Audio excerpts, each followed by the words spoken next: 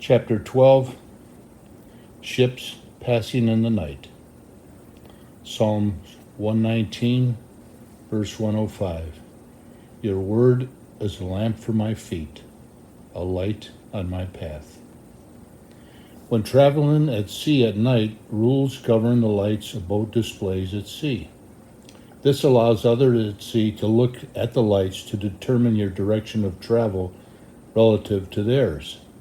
On the mast, there should be a white light showing and another one showing at the stern. A green light on the right side shows from the front and is visible until just aft of the beam. On the left side, there is an identical light, but it is red. When traveling at night, if you see a white light only, then the other boat is traveling away from you. If you see green and white, his right front side is facing you. And if you see red and white, his left front side is facing you. With these lights showing, you need to keep a bearing on him. Your speeds are probably quite different, and if his bearing says the same, then you are on a collision course. If you see both a red and a green light with a white light showing above, then the other vessel is heading straight at you. When traveling at night on the CHAPTERAS, it was wise to leave the pilot house and walk around the boat looking for lights often and regularly. There could be a boat doing 4 times your speed coming up behind you. Getting into a busy shipping lane at night could become confusing as you tracked all the ships coming by. The pilot house or bridge should be dark so that the helmsman can see what is out there. Radar on the boat would have simplified things, but our radar had been destroyed during the hurricane off Mexico. From a smaller boat's perspective, it seemed that the reality at sea was that the ships tended to follow the rule, might has right. They turned their radar alarm on and set it to show large targets only to avoid wave scatter on the radar. If another large ship comes by, the alarm goes off, and they see the other boat. If you are a smaller boat, you may not be seen on the radar. They trust this system so much that many giant ships keep their bridge light up such that they could never see your lights out the windows. They are so big and move so fast, they would not even feel that if they hit you. You may think it's a big ocean. What are the odds of being hit? Well, the odds are excellent. If you put enough hours in at sea, someone will run you down eventually if you are not watching. On the way to Haiti in 1997, we were running down the west coast of Mexico about 25 miles offshore at night. That day we had a problem in the engine room. The starboard engine lost a shaft on a high volume pump that cooled the engine. We had to shut the engine down and were running on one engine on our way to Manzanillo for both fuel and finding parts to fix the cooling pump. I was concerned. If the other engine had a problem, we would be in trouble. We were traveling along on the one engine, and I had just finished the shift and was going to get an hour's sleep. I slept lightly because of our problem. When the remaining engine suddenly dropped from speed to idle, I was out the door and running. The engine came back to full power in reverse. Running forward on deck to the pilot house, it struck me as being very black in front of us. As I looked up, I realized that the black was the hull of a huge oil tanker. Above the black hull, way up in the bridge, every light they had was on. They had no idea we were 100 feet from their side in full reverse, trying to avoid a collision. 2 crew on our boat were on duty. One was a guest with lots of sea hours at the wheel of boats, and Colleen was on with him. She had become more and more concerned watching the lights, but he was at the wheel and insisted he had it figured out. Colleen finally realized he did not have it figured out and pushed him aside to take over. She put the engine into neutral, and had the self-control to quietly count to 5 before slamming the boat into full reverse. Why count to 5 in neutral, you ask? If she didn't let the twin-disc transmission stop spinning at speed before going to reverse, she would have torn the tranny apart. By the time the tanker was by us, you could almost reach out and touch it. As I said, the lights on ships can easily fool you. A new standing order was put in place that night. If any ship's lights were seen at night, the captain must be woken up and told. To ensure that this happened, any time I took an hour or two to rest at night, Ingrid would be in the pilot house. We had one more incident when things got too close for safety, but not too close that we were in immediate danger. The crew wanted to figure it out, but Ingrid knew how fast things could go wrong and woke me. We were in the northeast New Providence Channel in the Bahamas, an intersection of several passageways that come to a wagon wheel hub. We were in the hub with ships coming in from multiple directions. Dealing with the brighter lights first, I began altering course to steer through them. Evasive action was needed, but not a panicked response. I love the old movie, Captain Ron. In one scene, Captain Ron is taking a boat out to teach the owner how to operate it. He says, if anything is going to happen, it's going to happen out there, referring to the open ocean. There is greater truth in that. Things never break at the dock. They break at sea when it's least convenient. When at sea, we did an engine room check every 20 minutes, looking over the engines and water lines that cooled the motors and checking the 16 gauges mounted on the wall. The purpose was to spot a problem early and fix it before it became major. This practice saved us from serious trouble more than once. In the above case, when we lost the pump shaft, it was an engine room check that found water spraying out of the bearing shaft seal. We caught it early enough that it was simple to fix at the next stop. If it had run for a while longer, it would have taken the whole pump with it and then overheated the engine in short order. If a cooling water line had a coupling hose blow, it would pump the ocean in the engine room at a rate of 50 gallons per minute. You would be in serious trouble quickly. This happened at sea once, but was caught quickly during an engine check. We were crossing the Windward Passage between Haiti and Cuba, which is always nasty and bumpy. It was not a great place to be on one engine, but with no choice, the engine was shut down and repaired, and the water was pumped out. Without the regular checks, this would have become serious quickly. As it was, I was able to do the repair at sea. On that particular trip, the weather got nastier by the hour. As I have said, the Windward Passage tended to be ugly. The seas were steep and close together, and we were rolling and pounding. The generator chose that time to die. We tried everything. It was done. This was before we had cross-wired things in the engine room to be able to change our house battery system from our main engines, which ran on a different voltage. This meant that as we ran, we had no 110-volt power, and our 12-volt system would slowly die. The boat was rolling too much to try running new wiring to assist or slow down our power loss, so we started shutting things down to save 12-volt power.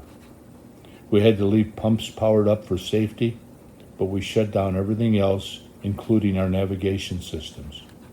We were running on compass only. I took a break and laid down for a nap. It promised to be a long night. I had been feeling a little green from working in a rolling engine room and fell soundly asleep. When I awoke, it was dark, and we were still blacked out with no lights of any kind on, including nav lights. Everyone on board seemed content as the seas had calmed down. They had found the flashing lighthouse on the eastern point of Cuba and were running a course to just slide by the lighthouse to the right. What they didn't know was that this particular lighthouse was a mile in from the point of Cuba. Fortunately, I knew this and altered course while I powered on the nav system and turned on a light to get a fix on our charts. We were 1 mile from the beach and we were heading straight into it. It was a good timing to wake up when I did, but I realized that we may be at risk from another danger. We were 1 mile offshore and clearly in Cuban territory, and we were blacked out. This would look very suspicious to any patrol boats who picked us up on radar, but could see no lights. I needed to get away from the coast to international waters before we were noticed. Our batteries got lower as we traveled. We had an old handheld GPS on the boat, which we got working and took a fix every few hours. We crossed over onto the southeastern corner of Bahamas Banks the next day by noon, and in these calm waters did some wiring to steal some 12-volt power from the engine's 36-volt system. It was enough to limp along, but we traveled only in daylight, stopping at night. We had no 110-volt power and had limited 12-volt power until we pulled into Nassau. We cleared customs there, and I went ashore and bought a small portable generator, which gave us limited 110-volt power and charging power for our 12-volt system. This was enough to get us back to the United States.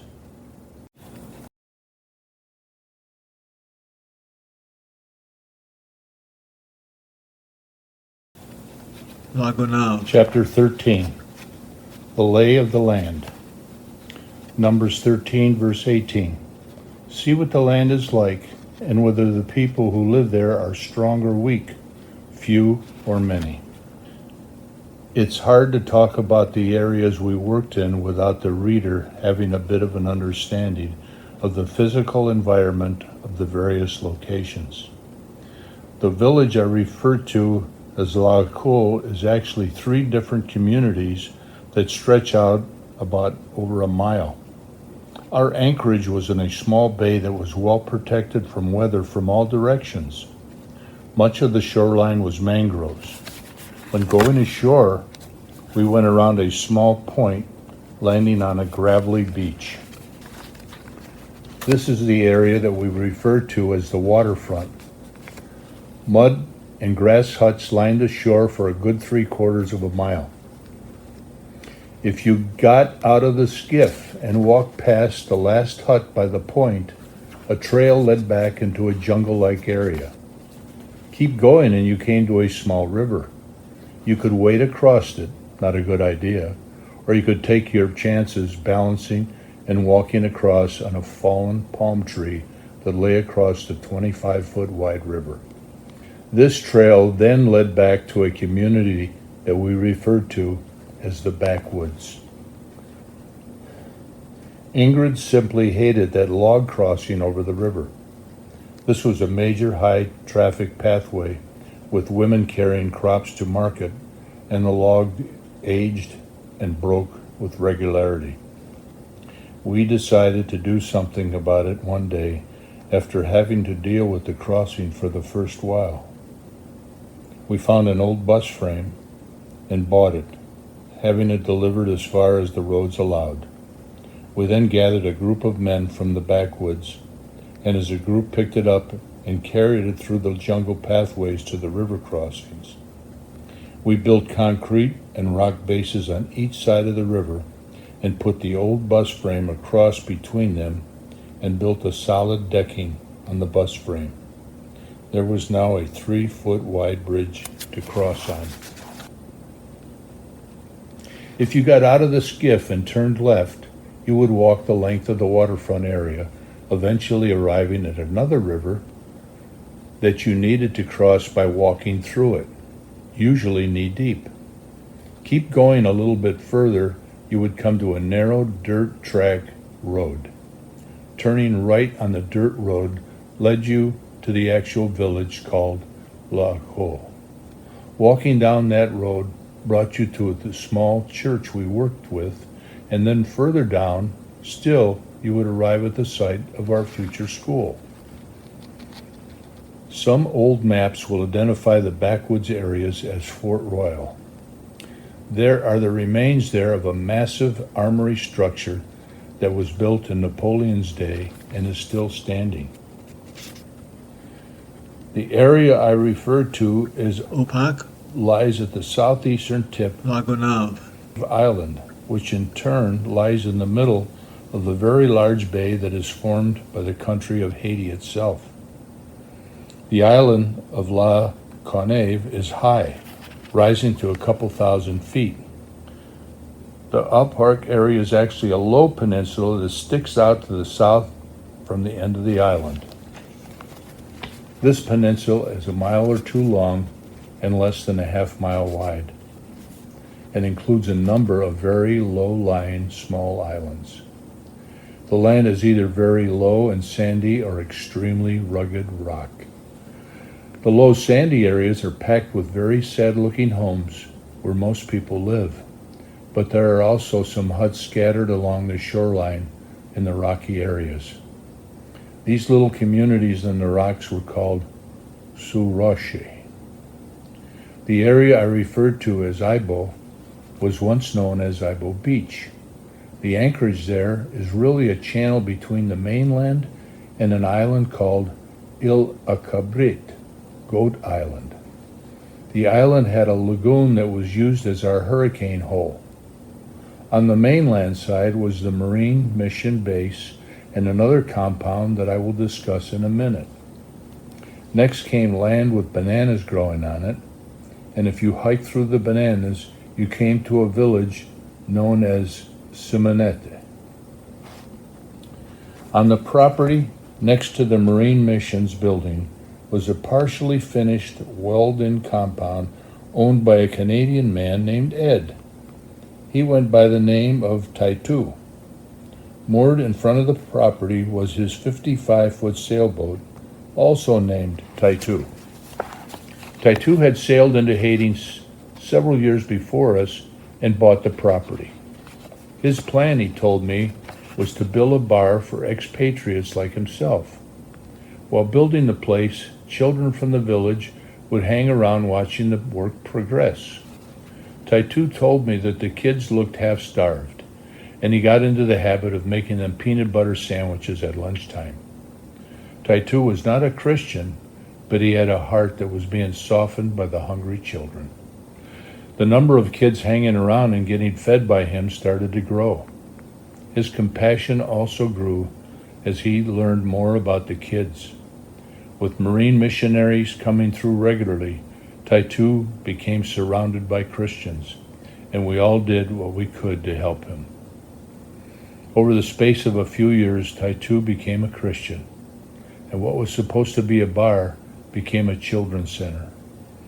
Over time, the place was full of children who lived and ate there, plus a pile of kids from the village that simply ate there regularly.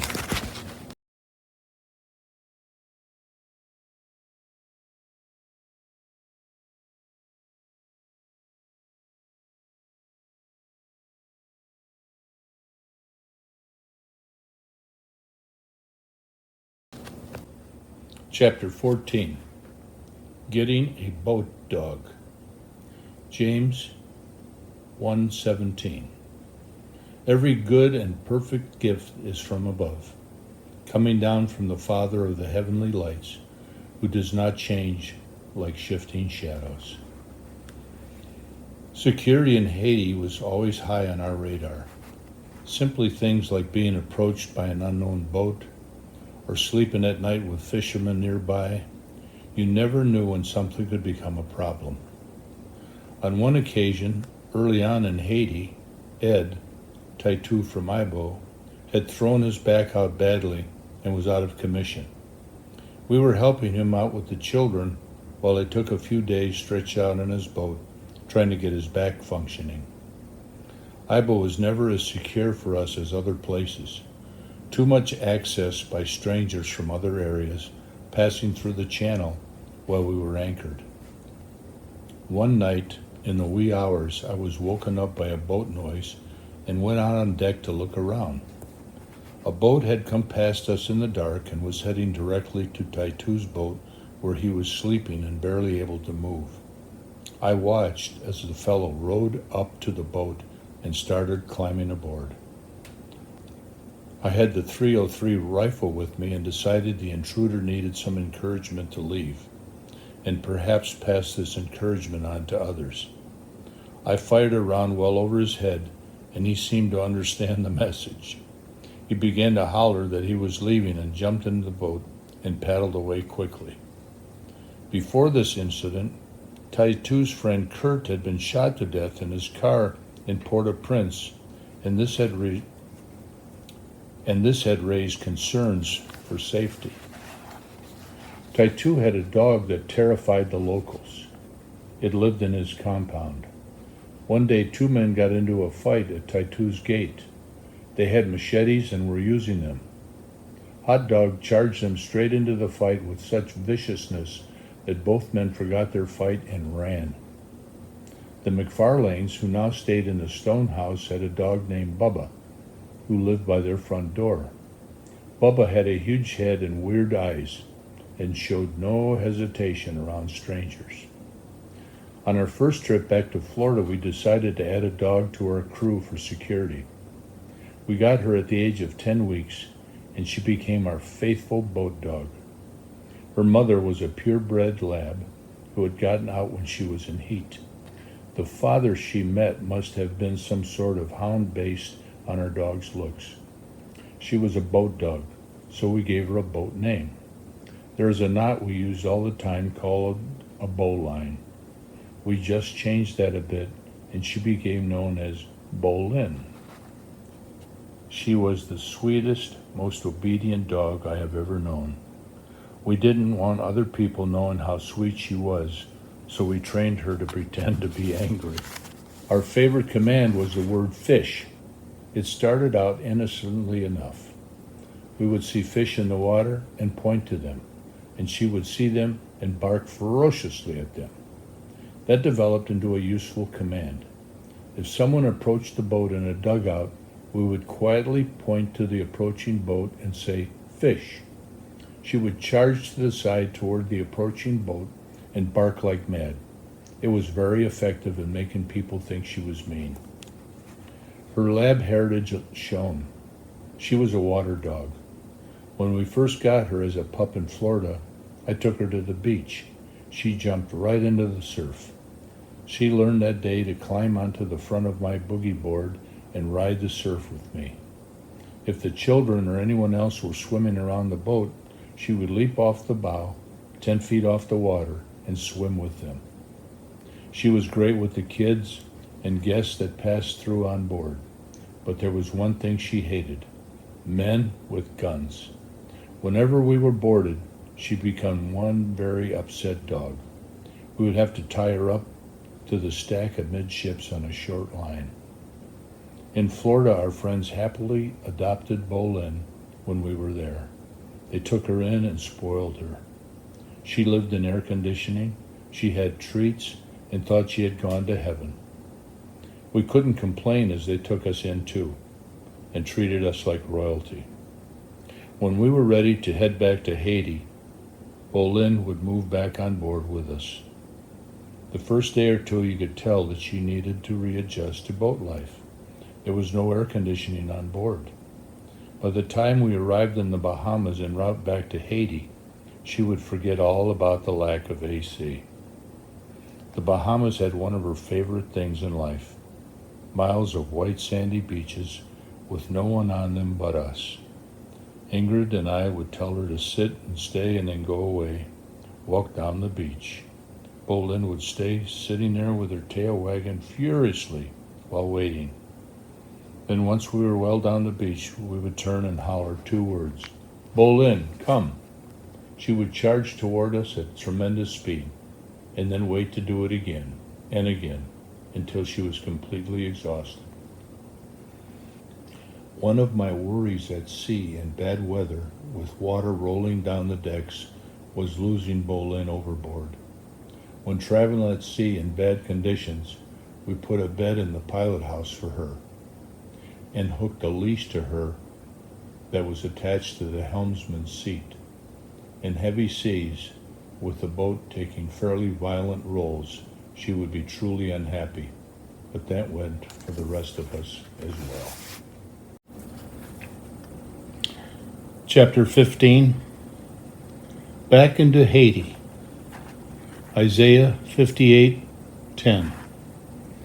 And if you spend yourselves in behalf of the hungry and satisfy the needs of the oppressed, then your light will rise in the darkness and your night will become like the noonday. We had done a little organizing while we were gone. We discovered a Canadian organization of drug companies that ran a medical assistance program. They would sell medicines to mission organizations at a minimal charge per shipment. The shipment would contain a fortune's worth of vital medicines, antibiotics, malaria meds, and more. Everything tropical. We got regular shipments. I had acquired and studied books such as Where There Is No Doctor. Plus we had a new satellite phone on board. It had a self-tracking dish. If we were rolling at sea, it still stayed locked on the satellite. It was great, but expensive to use back then. On numerous occasions, I would call my dad, a doctor in Canada, for advice. Over time, I got quite good at diagnosing tropical health problems. We also began running medical teams on board, and I was a fast learner. Now, when people were sick, we would treat them. Each morning I would get up and there would be dugout canoes and rowboats lined up at the back of the boat with sick people needing help. Various fevers, malaria, and infections. They came each day. Others would wait for us on the beach patiently. When we walked the village each day, we were called to the huts where sick people lay to pray with them and help with medicine when we could. Over the years, literally thousands of people came to us. This may sound like bragging. If so, I am bragging on God. Hundreds of lives were saved by this program. This is a country where life expectancy was just over 50 years, and 25% of children died in the first 5 years of life. Our feeding programs also began. Small at first, starting with the poorest. As it grew and money flowed, we were buying it by the pickup truck load in Port-au-Prince, warehouses, and loading at Ibo. When we had flown into Haiti for our initial 2-week trip in 1995, we spent the whole second week at the mission compound near Léogone, learning what we could from Pastor George and company. They had a number of people visiting them at the time, one of whom was a woman who had brought a suitcase or two full of things to give away. It was her first trip to Haiti, and she had nothing but good intentions in mind when she hiked over to one of the nearby village settlements with the plan of blessing people with the things she had brought with her. She got to the settlement and opened up her bags to start giving things away. But before she knew what was happening, the crowd grew and turned into a wild mob with everyone pressing to get something. Within a minute, the woman realized she had a problem and became frightened. She flew everything into the air and fled back to the mission compound. The lesson learned was that to help people who are desperate, you must be organized and have a well thought out plan. If not, you could easily start a riot while trying to bring aid such as food into a community. When we first began organizing the system to distribute food to the poorest in the Laocoon area, we went to the local church. We had found Pastor Herod to be a very honest and dependable man. Not once in all the time we spent in Haiti did I ever have cause to question his integrity. We began by walking through the different parts of the community with the pastor, offering information on the various families, introducing me to many that I did not know, and pointing out the head of each household. My goal was to distribute food aid by household rather than by individual. We needed a system that would allow for the calm, unfrenzied distribution of supplies, and that was designed to eliminate and to minimize any abuse. We came up with an ID card that had the head of household's name and photo on it, and a section that would be punched when they had received their supply. We also kept a master list to show who had received each distribution. We would announce a distribution a day in advance, and people would come to where we were set up with their ID card and a container or two. The card was presented and punched for the month, and the name was checked off on the master list. Each card had a number, and if a card was lost, we would issue a new one with a new number. The canceled one was kept on our list in case someone tried to use it. These cards were laminated to be durable.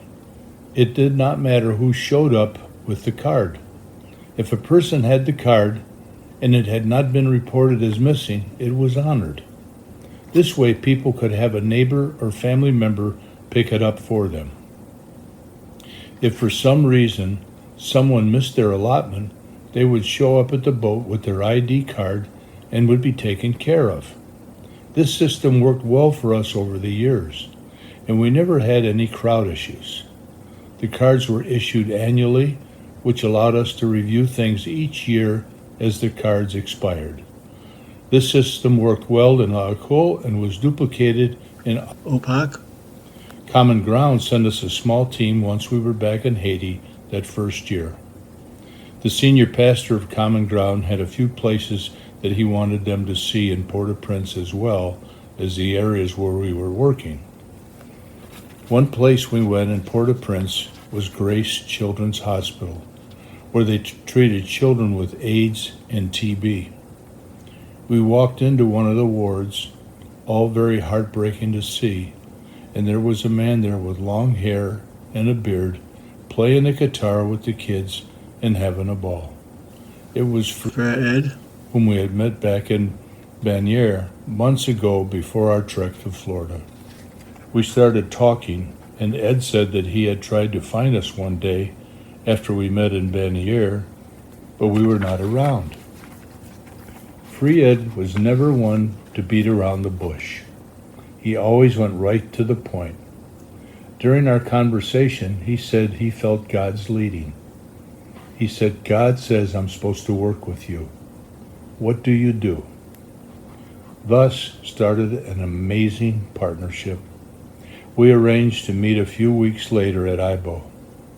Free Ed and his Haitian assistant Mano came on board, and we headed out for a while exploring together and visiting our villages. We impressed each other, and we became a team that worked together regularly. Ed had a gift. He could walk into a crowd anywhere and have them loving him instantly. He was hilarious to work with. His Creole was better than the Haitians he spoke to. Mano was a delight, trustworthy, and our children loved him. Between working with Samuel and our new relationship with Free Ed, we seemed to have company on the boat most of the time. We also had a steady flow of visiting groups from Canada and the United States. One day, after we had been working together for a while, we were on the beach in La Colle. It was midweek at about 10 a.m., and children were all around us. Ed turned to me and said, "Why are all these kids here? They should be in school." My answer was simple: there is no school. That night we sat out on the bow visiting and watching the stars. Ed says, "We need to start a school here." I said, "Okay." It was that simple. We began small and it grew. Ed was well supported and we were not doing too badly at the time. It started as small classes in the church and outside under tarps, and it grew. Years went by and we continued working. We acquired land and began to build a real school. Classrooms that had held up to 450 elementary students, high school in the afternoons, kitchens that fed the kids rice and beans for lunch every day, classes for adults in the evening, teaching them to read and write. A clean water well for the village was also drilled on the school property. Free Ed was involved in a number of schools in Haiti. He was set up to help fund the operations of the school, such as teacher costs and more. I had building and construction skills, and while Ed focused on school operations, I focused on physically designing and building the school facilities. Most of our funds went into the building and feeding, while Ed's funds focused on staffing and land, but also helped in construction. By the time we were done, we were feeding 10,000 meals per month throughout the school. Plus, we had built another church school in Apar that fed the kids regularly. On top of that, we had dry food distribution programs that delivered the equivalent of another 8,000 or 9,000 meals per month. We were supplying nearly 20,000 meals per month, and supplying needed medical help and meds to our work areas.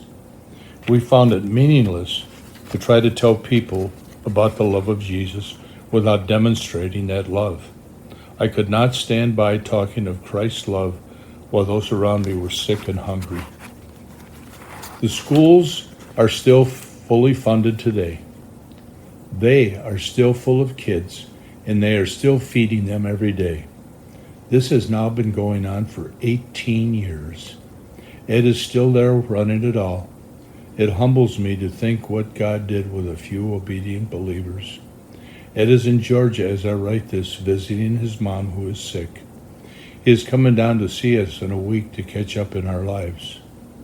We also built a few churches along the way. Our buildings were built like our boat, able to withstand the storms. In the earthquake that hit Haiti years ago, our buildings went untouched, while many others in the area came down. For months after the quakes, a good portion of the village lived in the school while they rebuilt their shacks. This may seem like a lot, but we have only scratched the surface.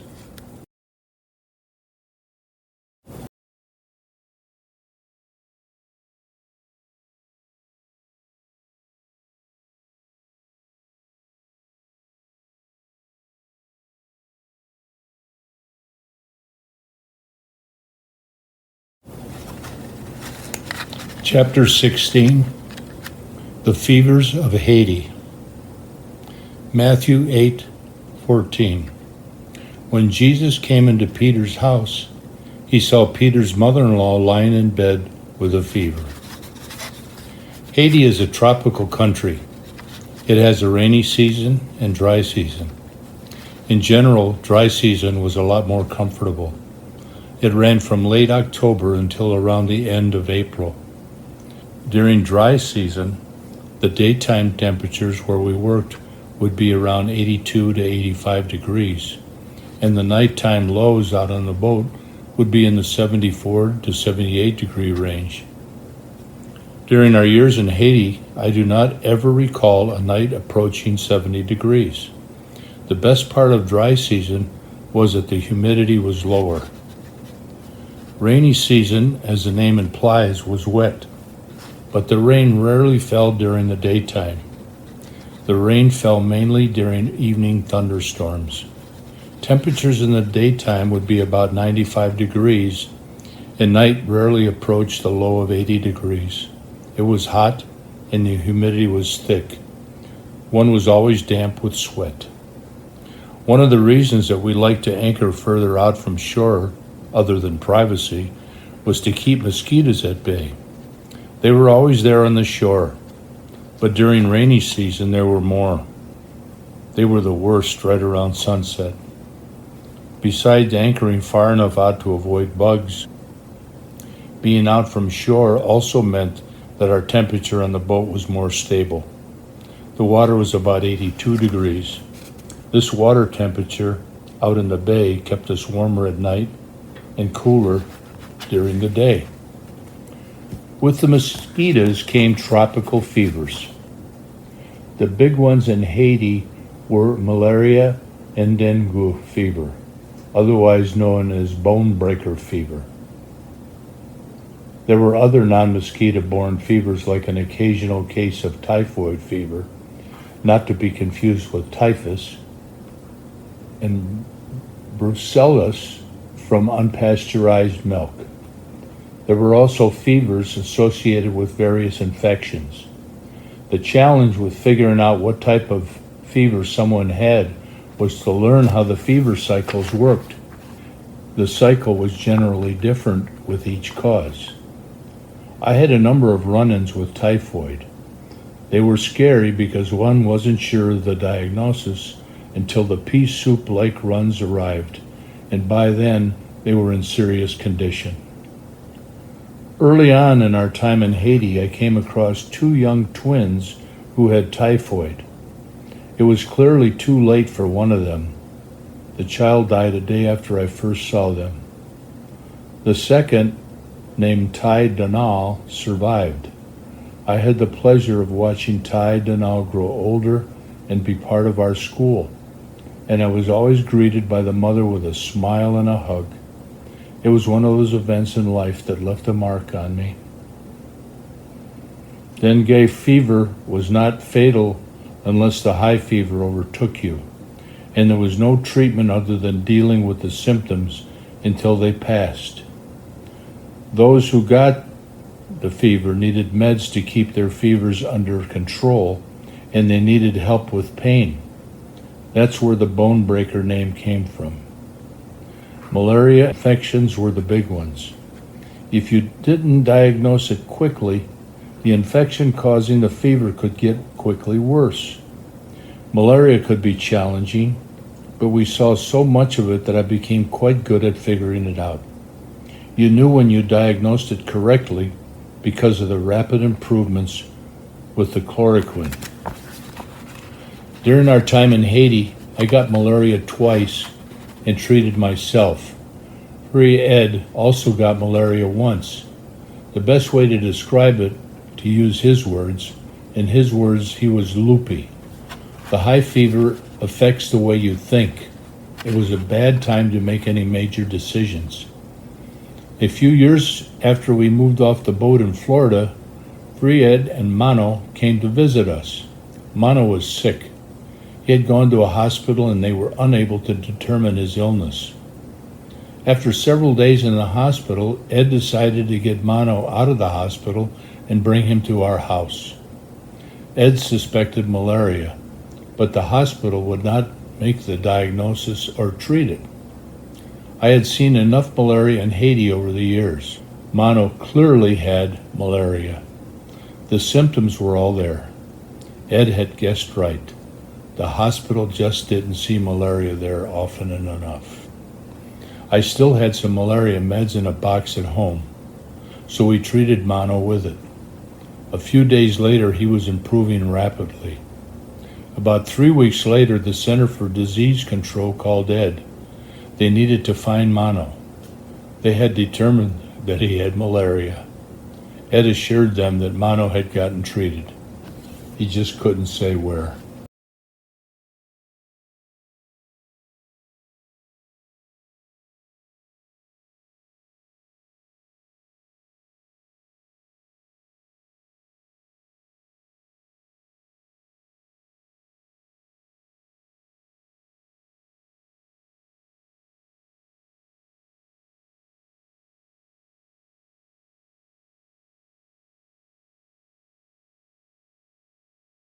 Chapter 17, The Children. Matthew 25:40. The king will reply, "Truly, I say to you, whatever you did for the least of these brothers and sisters of mine, you did for me." The children in the area we worked in were a major part of our world. The way we worked seemed to have the poorest of the poor as a country full of poverty. What I am about to say may make you think the people were cruel and heartless. They were not. They were desperately poor and trying to survive. A family may consist of, say, 9 people, an adult man and woman, 6 children of varying age, and an older grandmother. If they were in the desperately poor category, they probably got one meal a day. The family income then was $1, or if lucky, $2 per day. That does not go very far with 9 people, and often there would not be enough food to go around. When that happened, those that contributed to the welfare of the family ate first. The youngest and the elderly would not eat. Does this seem harsh? Probably yes. But if those that worked and contributed did not eat, they would be unable to work, and then the whole family would perish. This custom was born of necessity. When we walked the villages, this was the reality we dealt with, and the children became very dear to us. What follows are some stories of some we came to love. Some have happy endings, some don't.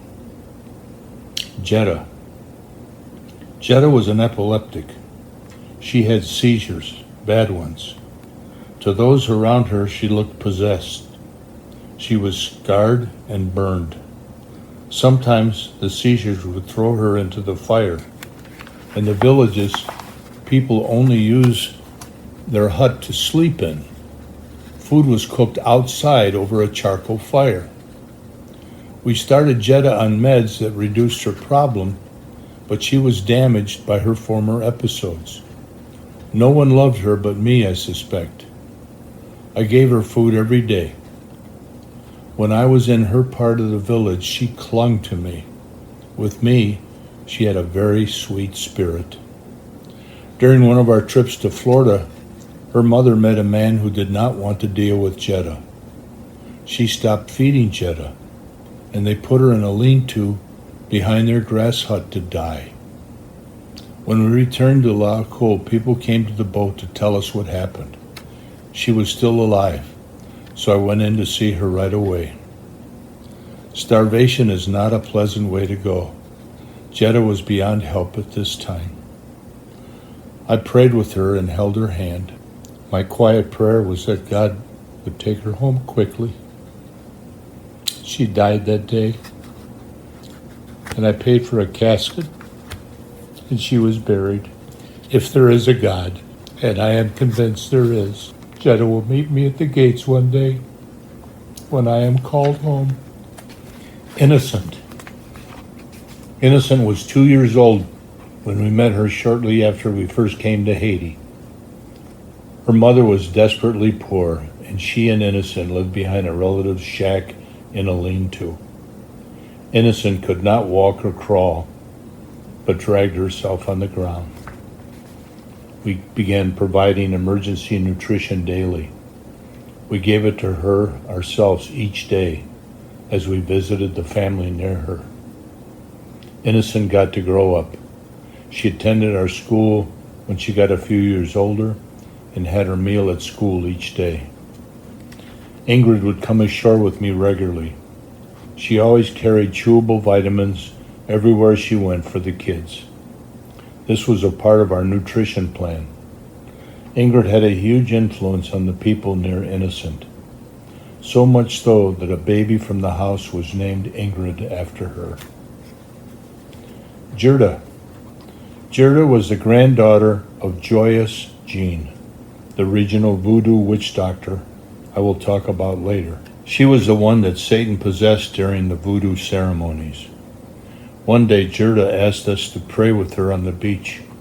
She wanted Jesus, not Satan. She was about 12 then and never took part with Joyous and voodoo again. Gerda was a special girl. She spent time on our boat and even traveled with us around Haiti. I know we should not have favorites, but the reality was that she was. She died a few years later. We don't know what went wrong. Fred saw her the previous day and she had a stomach ache, and then she died that night. It broke my heart, but I know I will see her again when she also meets me at the gate. Benson. Benson came to us in the fall of '98. Ingrid was in Canada for a week at the time, and I was anchored at Ibo while she was gone. Her sister Daphne brought him to us. She was about 6 years old and was a regular at Taitu's. Benson was 14 months old. He weighed 14 pounds and looked like a poster child for starvation. Without help, he may have made it a few more days before dying.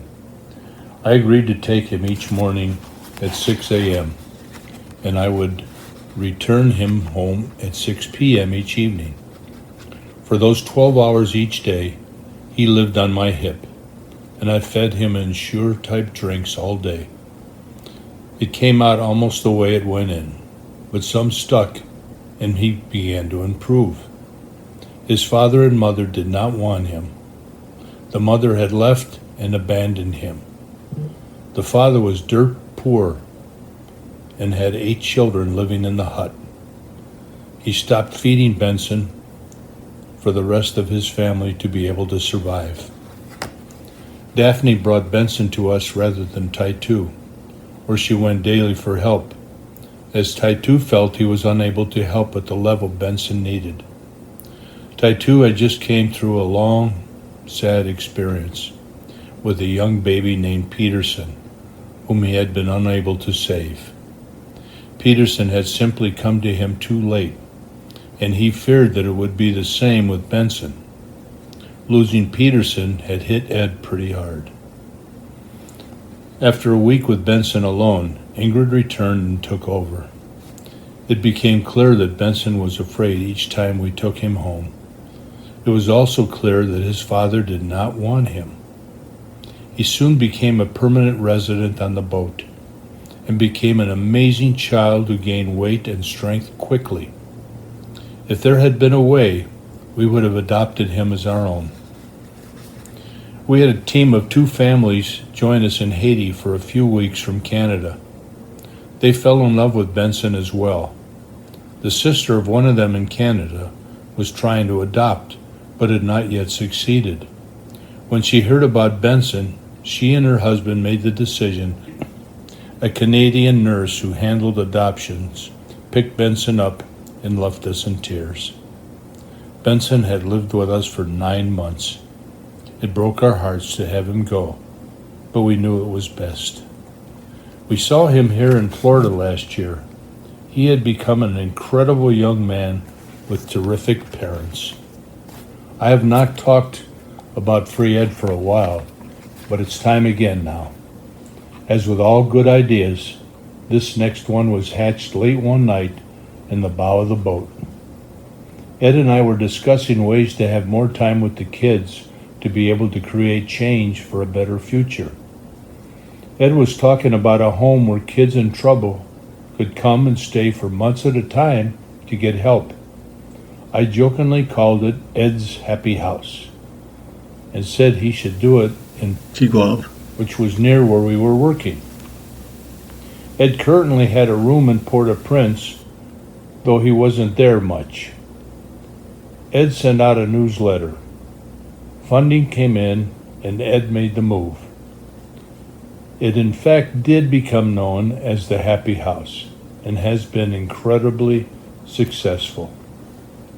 Ed lived in one room, and a Haitian couple, Mano mentioned earlier, and his wife, whom he met through us, oversaw the day-to-day details of the house. It has impacted numerous kids who are now adults. It is still operating today. Many of the kids we dealt with spent time at the Happy House. It was aptly named. My wife Ingrid is a hugger. She becomes fully involved with people. The kids loved her and were all over her when she was ashore. The same was true with the adults. The women loved her as well. Not everyone would hug them as Ingrid did. These were not always healthy people, but Ingrid had no fear of catching illnesses. Some were fighting TB, others had scabies, ringworm, and other ailments. Ingrid just figured that was God's problem and carried on. The French word for little or small is petite. Creole shortens that to T. There was a T. David. There was a T. Tim. named after a friend and supporter who came every year. And there was an Ingrid.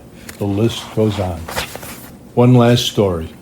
We wormed all of the children in the villages twice every year. Believe me, it was needed. Sheila was another one of my favorites. She used to ride on Jordan's shoulders when we walked around the village, and she would be out on the boat sometimes. She was maybe 8 years old at this point in time and had gotten her worm meds the previous day. She was on the boat with us and was on the toilet and calling for help. Ingrid and I both responded. The dead worms from her stomach were coming out. The toilet was full of several pounds of what looked like spaghetti, but they were worms. It was a long time until I ate spaghetti again.